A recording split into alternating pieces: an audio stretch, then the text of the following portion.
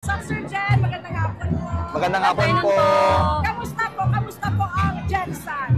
Ayun, mainit pero masaya. Kasi first time namin maglaro ng Batang Pinoy. Kaya ayun, na-overwhelm kami sobrang dami. Ang daming participants na sumali. Kailan po kayo dumating dito sa Jensan? October 23. 23 po. 23. Ibig sabihin, 2 araw na kayo sa Yes po. Yes po. Opo. Ilang mga bata yung dala-dala niyo sa taekwondo? So, bali, 8 po. 8 po na taekwondo. Paano niyo po pinaghandaan itong Batang Pinoy 2025? For how many months din kasi namin pinaghandaan to? Siguro mga 2 buwan kasi ayun nga, naglaro-laro din kami ng mga regionals, mga national para makapag-ready sa Batang Pinoy. Opo. Sa tingin niyo po may laban po yung taekwondo team ng Tuguegarao? Meron po. Meron po. Sa tingin niyo advantage niyo sa ibang mga delegasyon dito sa Pilipinas?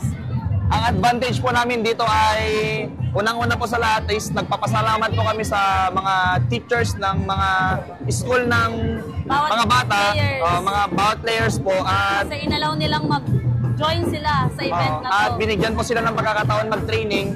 At thank you po sa support ng mayor namin. Si Mayor Myla Ting po. Opo, yan po. At yun po, ang advantage po namin is, yun po, yung binigyan po sila ng chance na mag-training at kapag training ng grabe para sa labang ito po. Ayun po.